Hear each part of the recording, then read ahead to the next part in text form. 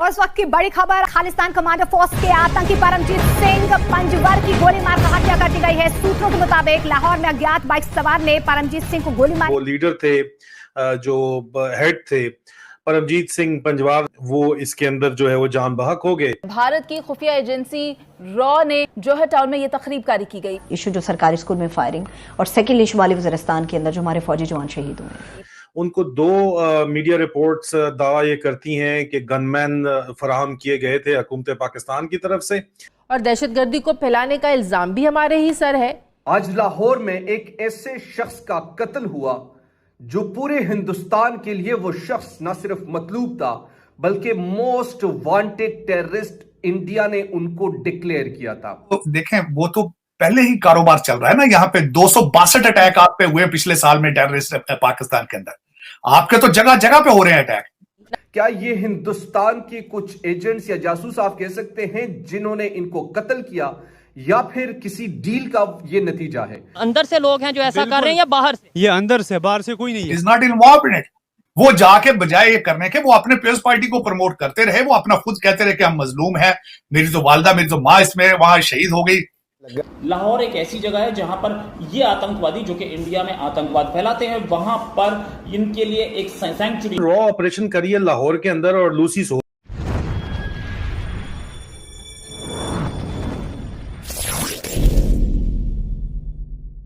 वो तो देखें, वो तो पहले ही कारोबार चल रहा है ना। यहाँ पे 262 अटैक आप पे हुए पिछले साल में टेररिस्ट पाकिस्तान के अंदर।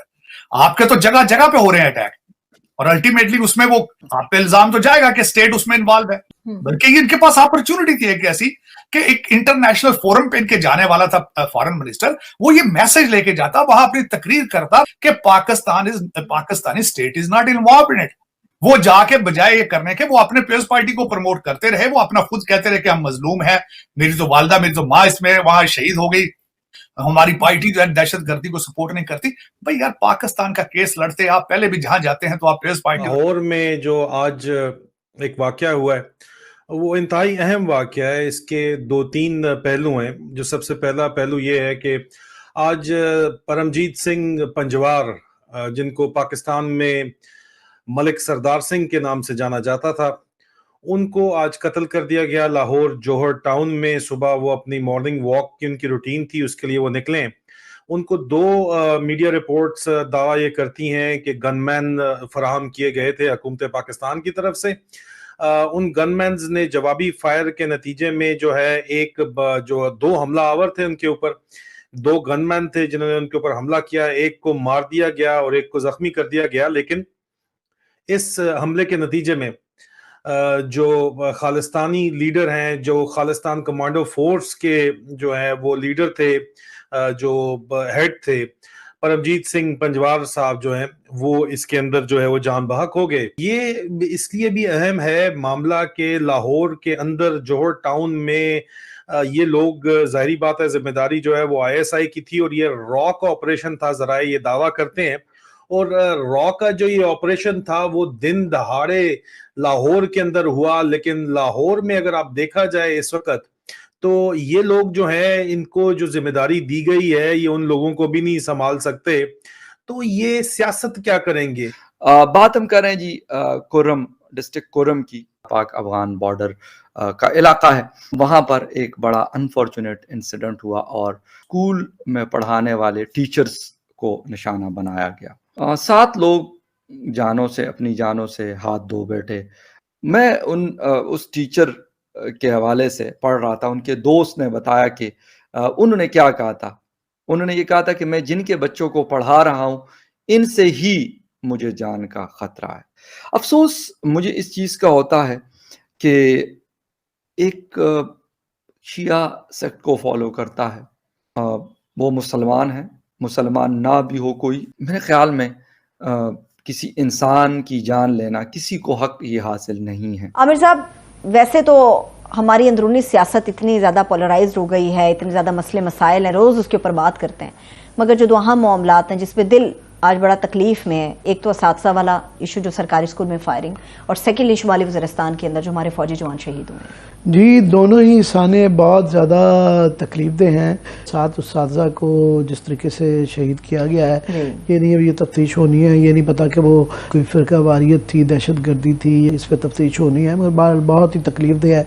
दूसरा, जो 6 फौजी जवान हमारे शिमाली वज़ीरिस्तान में शहीद हुए हैं, बताया जा रहा है कि कुछ टेररिस्ट दहशत गर्द भी मारे गए हैं, वो भी बहुत ही एक तकलीफदेह बात है। आप देखें, हमारे यहाँ ये इतनी तवातुर के साथ ये वाली खबरें आती हैं कि हम बड़े फॉर ग्रांटेड लेते हैं, मगर ये जो शहादतें हैं इंडिया में, पुंछ के अंदर जो है उनके 5 फौजी मारे गए हैं, पूरे इंडिया की सारी सियासत तो गिर्द गिर्द घूम रही है। तो हम ये इसको बहुत ज़्यादा लाइटली लेते हैं, क्या करें। और आम आदमी उसके अंदर इतना पिस रहा है, महंगाई पे पिस रहा है, वो है, मगर ये सियासी बहरान, आईनी बहरान, ये इकनॉमिक बहरान, यही नहीं ख़त्म हो रहे।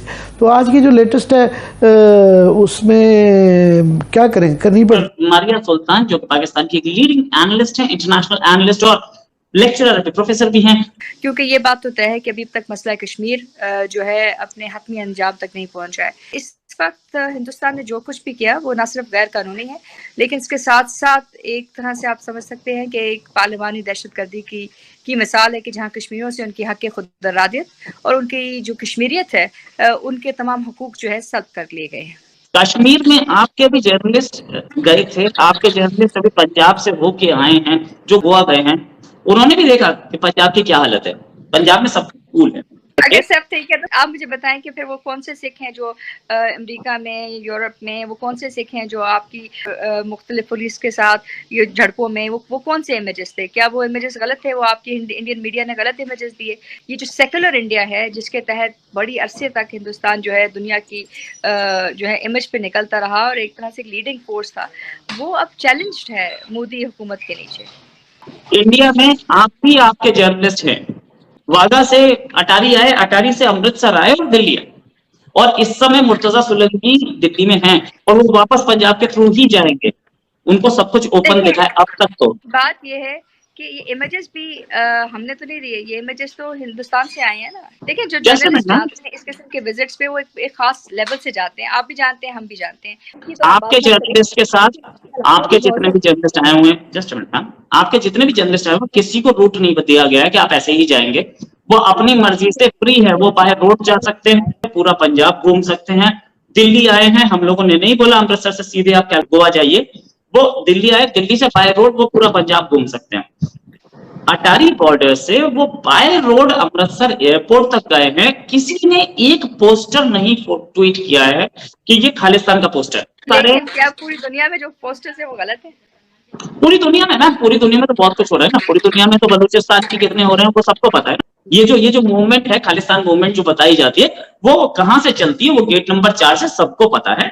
मुझे आप 10 करोड़ रुपए दीजिए, मैं प्रोटेस्ट करवाता हूँ, और हर दिन प्रोटेस्ट होगा 10 करोड़ रुपए, मैम, गारंटी मुझसे ले लीजिए। अब मसला ये है कि कश्मीर का जो मसला है उसको आप किसी सूरत भी पसे पुश नहीं डाल सकते हैं। अगर हिंदुस्तान ये समझता है कि ये कुछ कानून पास करके कश्मीरियों के हकूक जो है सल्ब कर लेगा, तो ये मुमकिन नहीं है। उन तमाम कश्मीरियों को आप किधर भेजेंगे? उनको क्या आप नाजी जर्मनी की तरह दोबारा डिटेंशन सेंटर्स में रखेंगे, जो आप कह रहे हैं? क्या ये मुमकिन है? इतना बताएंगे कि कोई इलेक्शन नहीं होने देने, हमने भूल जाओ इलेक्शन, खत्म, भाई नहीं करने देंगे। क्या है ना, 2021 में दावा है ना जो आपने दिखाया, जी 22 का, तो इस हुकूमत से तो उसका कोई ताल्लुक नहीं था। उस वक्त तो नियाजी हुक्मरान था, आखिरी दौर चल रहा था उसका, ठीक है ना। तो भाई ये नहीं होगा, हम नहीं करने देंगे। मर्दमशुमारी अगर नहीं होगी, उसकी वजूहत हैं क्यों नहीं होगी, मैं बताता हूं। तो आप ये कह रहे हैं पहले मैं आपको लाऊं कि जो पाकिस्तान को कहते हैं ना डिफॉल्ट हो गया, ये इनकी कमअक्ली है। पाकिस्तान के पास दुनिया के कुल रिजर्व का 34% खजाना मौजूद है। ठीक है। अब तक की हमारी रिसर्च के मुताबिक पाकिस्तान 5000 अरब डॉलर का मालिक है। कितने का? 5000 अरब डॉलर अच्छा, का। और IMF से आप कितने मांग रहे हैं? वो तो आप है ही भिखारी, तो हम क्या करें? नहीं, हम भिखारी अल्लाह के वास्ते दे दो बाबा। अल्लाह, पहले एक भिखारी लगा हुआ था, अब 13 भिखारी लाइन से लग गए। अब तो भिखारियों की पूरी बारात चल रही है दुनिया के अंदर। छोड़ दें इन बातों को, जो मैं कह रहा हूँ वो सुन लें, और ये दावा हकीकत है। अभी हाल ही में आपके आर्मी चीफ ने 40 अरब डॉलर का एक अनाउंस किया, तनकीद कर रहे हैं उस पर लोग बिला वजह में, हालांकि मैं आपको उसको सेकेंड कर रहा हूँ। बिल्कुल एक ही आदमी काम कर रहा है इस वक्त पाकिस्तान में, वो आपका आर्मी चीफ, और उसी पे भरोसा करके फॉरेन इन्वेस्टर आना चाह रहे हैं पाकिस्तान में, और वो ला रहे हैं। ठीक है। 40 अरब डॉलर का टेलीकॉम सेक्टर में वो कामयाबी से तय कर गए। 12 अरब डॉलर जो है वो नेचुरल रिसोर्सेज के अंदर बहुत कामयाबी से चले गए। हालांकि 11 कंपनियां 427 अरब डॉलर के साथ हम उसकी रिसर्च कर रहे हैं। चलें ठीक है। उसमें क्रोमाइट है, उसमें लिथियम है, जी मैंने देख लिया आपकी ग्रेनाइट है, ये मैंने आपको सारी इसकी डिटेल दी है।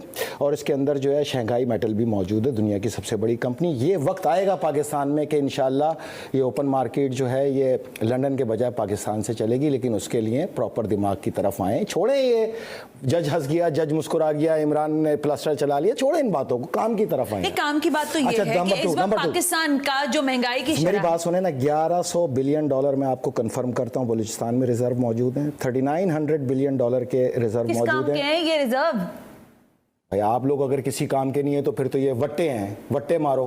नहीं तो फिर ये हमारे काम तो ना आ रहे ना, हम भीख मंगों की तरह, खुद ही आप कह रहे हैं ना, भिखारियों की तरह, IMF के दर पर, वर्ल्ड बैंक के दर पर, अमेरिका के दर पर, सऊदीया के दर पर, हर जगह। जिस दिन कोई पाकिस्तान की तरक्की के सोच पे आएगा ना, तो पाकिस्तान में 2 साल की गारंटी मेरी है, टॉप 10 इकोनॉमी में अगर ना हो ना तो आप मुझे पकड़ लेना। पाकिस्तान क्या है आप लोग को क्या पता, मुझे तो पता है ना, मैं जानता हूँ। मैंने 18 मुल्कों में से इसकी तमाम कैलकुलेशन ली है और उसके बाद हमारे अपने ज़राए ने इसको 100% कन्फर्म किया है। मैं आपको सिर्फ एक चीज़ कह रहा हूँ, Parachinar, Balochistan, Gilgit Baltistan, DG Khan and Kashmir reserve रखते हैं 34%। दुनिया के तमाम ख़जानों का यहाँ मौजूद है। कैसे है इस पर डिटेल प्रोग्राम करेंगे नेक्स्ट वीक में।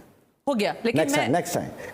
अब इसमें रुकावट क्या है, आवाम के लिए रुकावट तो क्या है? असल मसले की तरफ छोड़े ये सारे यही मैं आपसे पूछूं, आवाम को इससे कुछ मिल रहा है? अगर रियासत इमरान को गिरफ्तार करना चाहे ना तो 1 मिनट का काम है, रियासत इसको कभी गिरफ्तार नहीं करेगी। अगर